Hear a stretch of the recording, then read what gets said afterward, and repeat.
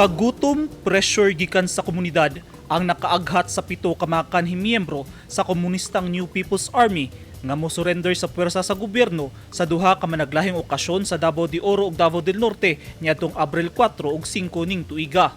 Tulo ka mga kanhi NPA gikan sa Guerrilla Front 3 ang misurrender sa tropa sa 60th Infantry Mediator Battalion sa Sitio Bagtok, Barangay Gupitan, Kapalong, Davao del Norte niadtong Abril 5. Lakip sa gitahan ang duha ka M16 rifles, assorted medical paraphernalia ug gamit panggera. Samtang upat sab ka mga kanhing miyembro gikan sa Guerrilla Front 2 ang misurrender sa 66 Infantry Kabalikat Battalion sa Purok Kalantas, Barangay Makagong, Maragusan, Davao de Oro niadtong Abril 4. Giila ang mga misurrender nga silang alias Jesse, Elgen, Wanwan, Densyo, Bernon, Goryo ug Yanyan.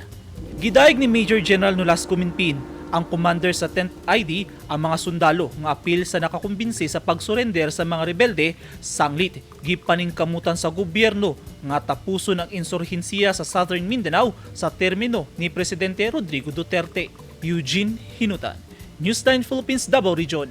Stay safe.